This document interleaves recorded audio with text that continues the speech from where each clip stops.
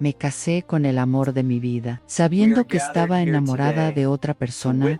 Nunca pensé que escribiría algo así, no porque mi historia sea única, sino porque durante años me esforcé en fingir que no lo era. Fingí que mi matrimonio era una elección valiente, cuando en realidad fue una renuncia silenciosa. Fingí que estaba enamorada de la persona con la que me casé, cuando lo que sentía era algo mucho más cómodo y mucho más triste en seguridad. Me casé con el amor de mi vida, sabiendo que estaba enamorada de otra persona.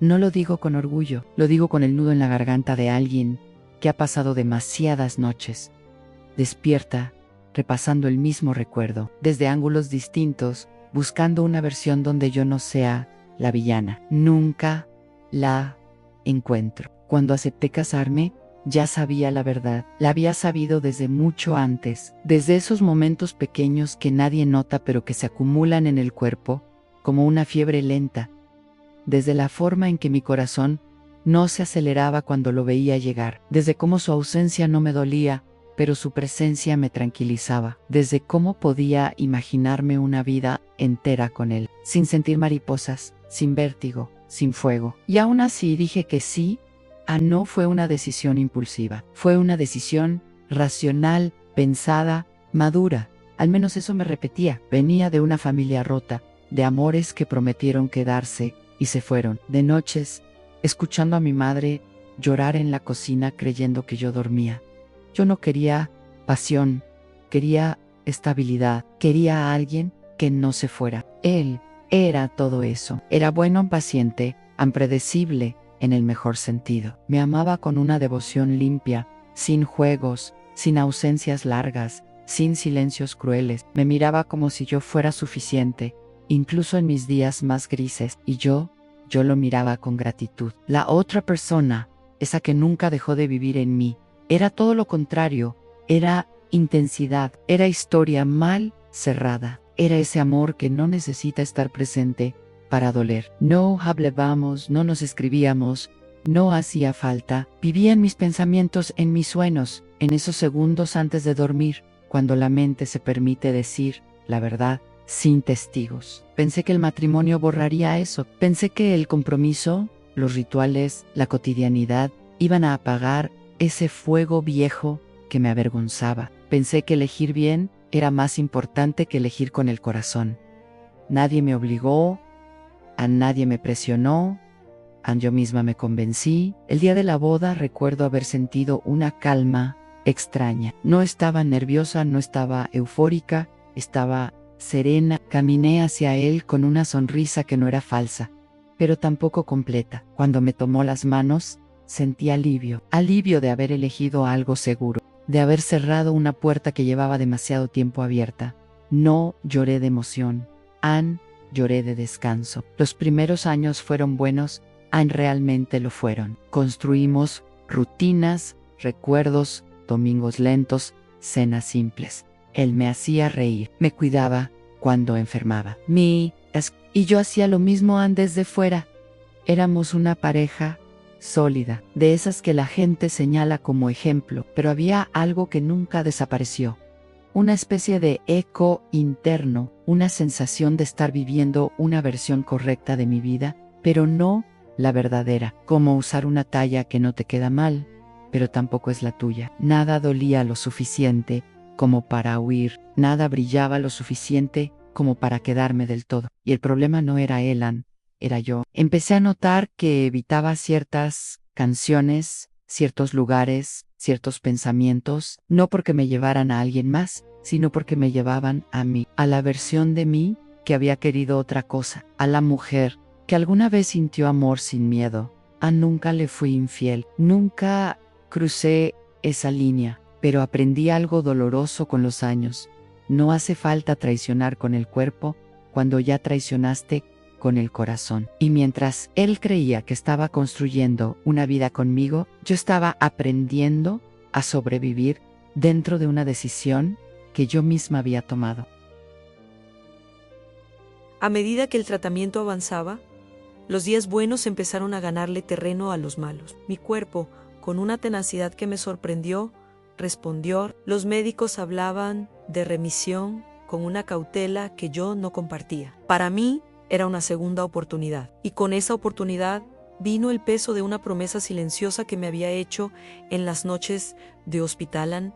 Iba a intentar amar mejor, iba a esforzarme por devolver todo lo que me habían dado. Me aferré a esa idea como a una balsa en medio del océano. Creí, con una ingenuidad casi infantil, que la gratitud podía transformarse en amor romántico si la cultivaba lo suficiente. Comencé a organizar nuestra vida con una meticulosidad renovada, cenas especiales, fines de semana planeados, pequeños detalles que había olvidado con el tiempo. Quería llenar la casa de vida, de risas, de normalidad. Él, mi esposo, recibía cada gesto con una sonrisa cansada pero genuina.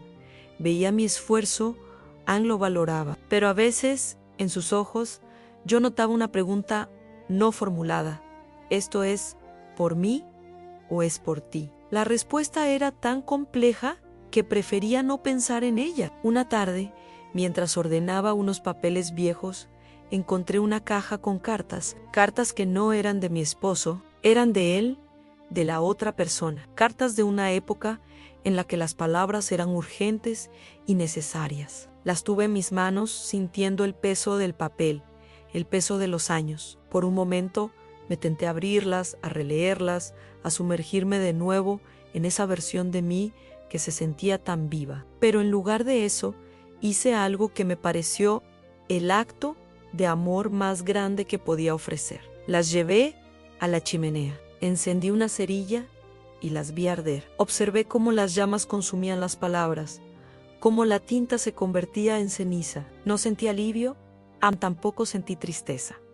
Sentí un vacío inmenso. Era como amputar una parte de mi historia, convencida de que solo así podría sanar el resto. Le conté a mi esposo lo que había hecho, esperando que entendiera la magnitud del sacrificio. Él me miró con una compasión que me desarmó y me dijo: no tenías que hacerlo.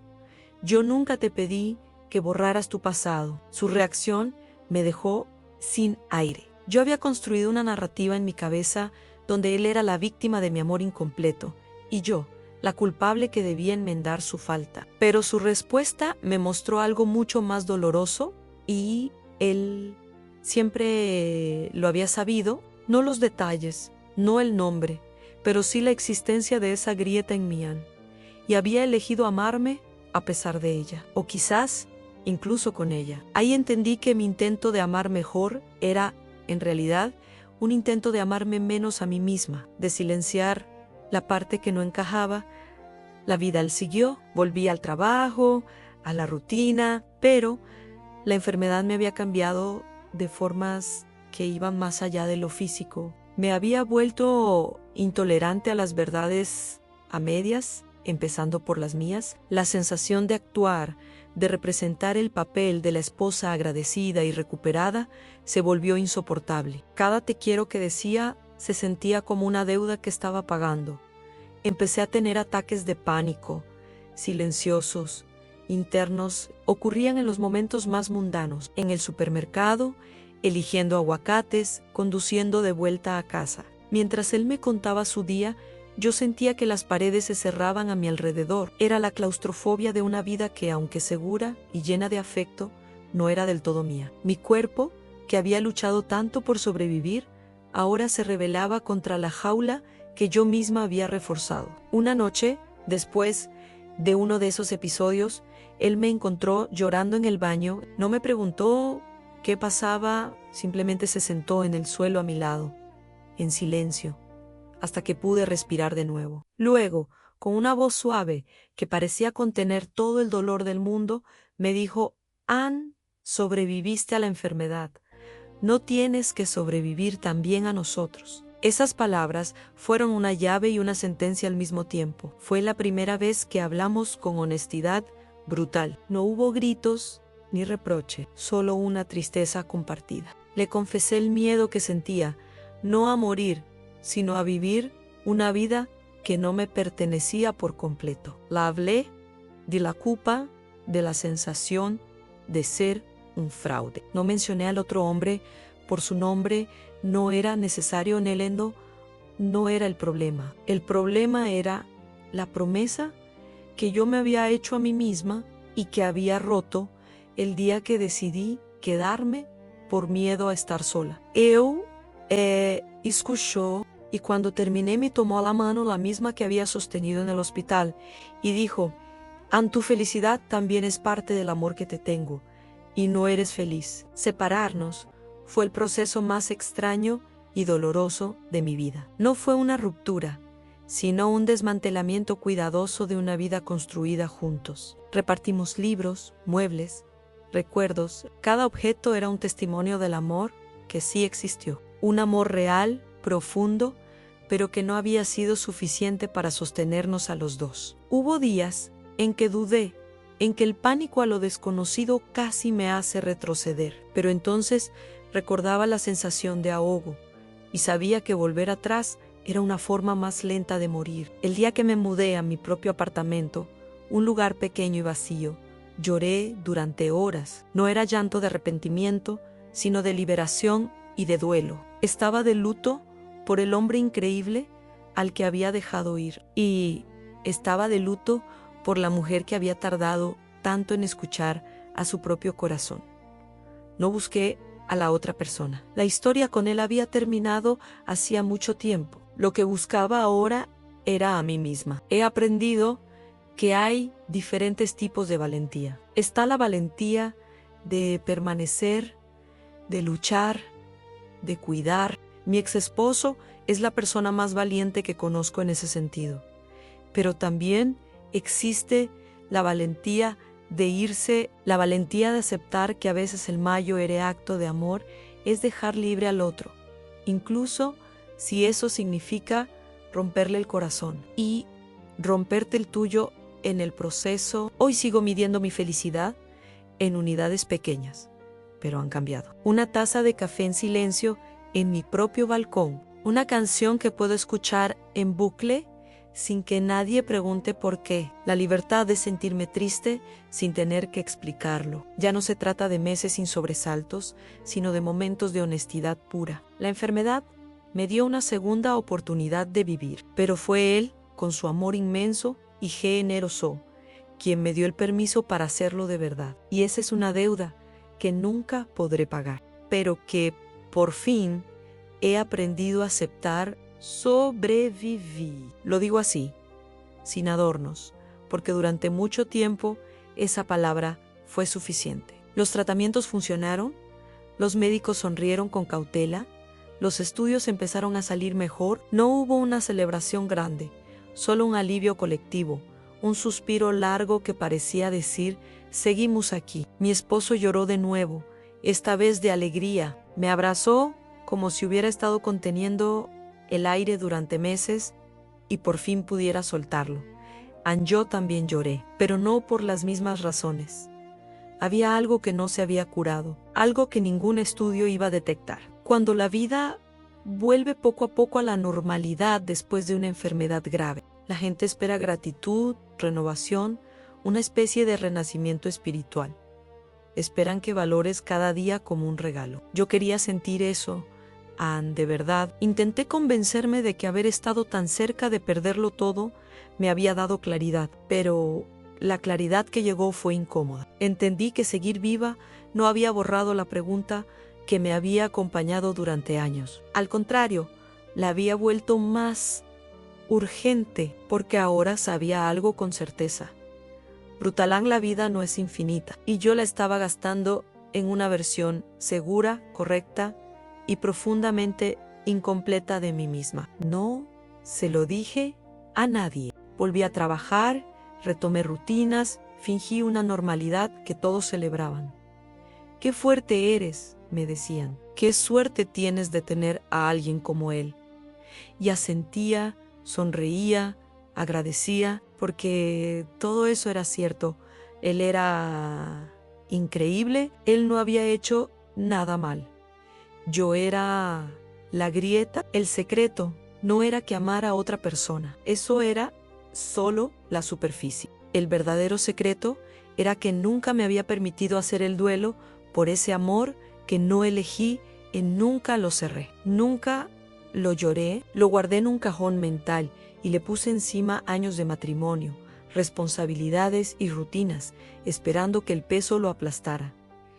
No funcionó. Hubo una pérdida que nadie vio, la pérdida de una versión honesta de mí misma. Empecé a sentir una tristeza extraña, difícil de explicar. No era depresión clínica, no era desesperación, era una melancolía constante, como una música de fondo que nunca se apaga del todo. Había días buenos, incluso felices, pero siempre con una capa fina de algo no resuelto. Mi esposo empezó a notarlo. No me reclamaba, nunca fue así. Me preguntaba si estaba bien, si necesitaba algo, si quería hablar. Yo decía que estaba cansada, que era el estrés, que todavía me estaba adaptando después de la enfermedad. Todo eso era verdad, pero no era toda la verdad. Y entonces pasó algo que terminó de desordenarlo todo. Me enteré, por una casualidad absurda, de que la otra persona se había casado. No fue una llamada ni un mensaje. Fue una foto que alguien compartió sin pensar, de esas que aparecen sin aviso. La vi mientras hacía fila en el supermercado. Recuerdo el ruido del carrito, el olor a pan recién hecho, la pantalla del teléfono temblando un poco en mi mano. No sentí celos, sentí cierre. Y ese fue el golpe más fuerte, porque entendí de una forma clara y dolorosa que nunca se trató de él. Se trató de lo que yo había renunciado a sentir. Verlo seguir con su vida me mostró que esa puerta ya no existía, que no había y sí que la historia alternativa ya no era posible. Debería haberme sentido aliviada. En cambio, sentí duelo, un duelo silencioso, ilegítimo, imposible de compartir. ¿Cómo explicarle a mi esposo que estaba llorando por una historia que nunca viví, cuando él había estado dispuesto a darlo todo por la que sí teníamos? Me sentí ridícula, ingrata, rota. Esa noche me encerré en el baño y lloré hasta quedarme sin fuerzas. No por el otro amor, sino por mí, por la mujer que fui cuando sentía sin miedo, por la que creyó que podía domesticar el corazón sin consecuencias. Empecé a pensar, por primera vez con claridad, que tal vez la honestidad no era decir la verdad completa, sino tomar decisiones que no siguieran construyéndose sobre una omisión. Pensé en decirle todo, en confesarle que siempre había habido alguien más en mi corazón. No porque quisiera irme, sino porque sentía que él merecía una verdad que yo había ocultado durante años. Pero también entendí algo terrible: confesar no siempre libera. A veces solo transfiere el peso. Decirle la verdad no iba a reparar nada, solo iba a herirlo. Y aún así, el silencio también era una forma de traición. Vivía atrapada entre dos culpas, la de callar y la de hablar. Ahí fue cuando empecé a hacerme la pregunta: ¿qué más miedo me daba? ¿Es el amor suficiente si no es completo? ¿O solo es una forma elegante de conformarse? Y mientras esa pregunta crecía dentro de mí, mi matrimonio empezó a cambiar de forma, no por discusiones, sino por algo más sutil y más peligroso: la distancia emocional. Yo estaba presente, pero no entera, y él empezó a sentirlo. La distancia no llegó con gritos ni con portazos, llegó con silencios cómodos, con menos preguntas, con conversaciones que se quedaban en la superficie, porque ambos intuíamos que si rascábamos un poco más, algo se iba a romper. Mi esposo empezó a cuidarme de otra manera, ya no con esa entrega total de antes, sino con una cautela suave, casi imperceptible, como si hubiera aprendido, sin que yo dijera nada, que había partes de mí a las que ya no tenía acceso. Y eso, con el tiempo, desgasta incluso al amor más noble. Yo lo veía, lo sentía, y aún así no supe cómo detenerlo. Muchas noches me quedaba despierta mirando el techo, preguntándome en qué momento exacto tomé el camino equivocado, y no el día de la boda, no el día que acepté el anillo. El error fue mucho antes, en cuando confundí tranquilidad con plenitud, cuando decidí que amar sin vértigo era más seguro que amar con verdad. Nunca dejé de cumplir. Fui buena esposa, presente y responsable, pero el amor no se mide solo por el comportamiento. Y eso fue lo que tardé años en aceptar. Puedes hacer todo bien y aún así estar fallando en lo esencial. Un día, sin aviso, él me preguntó si yo era feliz. No fue un interrogatorio. Fue una pregunta cansada, de esas que nacen después de mucho observar. Sentí el cuerpo tensarse. Podría haber mentido. Tenía años de práctica. Podría haber dicho que sí, que claro, que solo estaba pasando por un proceso. Pero algo en su mirada me detuvo. No respondí de inmediato. Y en ese silencio entendí todo. Entendí que mi mayor era error. No había sido casarme enamorada de otra persona. Había sido quedarme sin aprender a amar plenamente a la que había elegido. Había sido aceptar su amor como si fuera suficiente por los dos. Había sido permitir que él creyera que tenía todo de mí, cuando solo tenía una parte. Le dije la verdad, sin decir nombres. Le dije que había una parte de mí que nunca terminó de estar ahí, que lo amaba, pero que no lo había amado con la intensidad que él merecía, que había confundido estabilidad con amor completo, que me había quedado por miedo y por gratitud más que por fuego. No lloré él sí, ahí no gritó, ahí no, reclamó, solo me escuchó, con una expresión que nunca voy a olvidar. No era enojo, era duelo, el duelo de alguien que se da cuenta de que ha estado abrazando una versión incompleta de la persona que ama. Me dijo algo que todavía me acompaña. No me duele que no me amaras como yo te amé. Me duele haber construido una vida creyendo que sí. Ahí se rompió algo que no tenía arreglo. No nos separamos de inmediato. Intentamos seguir terapia en conversaciones difíciles. Intentos honestos. Pero algunas verdades no se pueden desoír. El amor, cuando se vuelve consciente de su desequilibrio, ya no puede fingir. Com el tiempo, nos dejamos ir, sin odio, sin escándalos, con una tristeza madura que pesa más que cualquier pelea. Nos despedimos reconociendo que lo que tuvimos fue real, pero insuficiente, que nos quisimos, pero de formas distintas, que ninguno fue el villano, pero ambos pagamos un precio. Yo hoy vivo solao. A veces me preguntan si me arrepiento, y la respuesta no es simple. No me arrepiento de haber amado como pude, me arrepiento de no haber sido honesta antes, me arrepiento de haber confundido seguridad con felicidad, me arrepiento de haber aceptado un amor inmenso sin poder devolverlo entero. Aprendí algo que ojalá hubiera sabido antes. El mayo era engaño, no siempre es la infidelidad.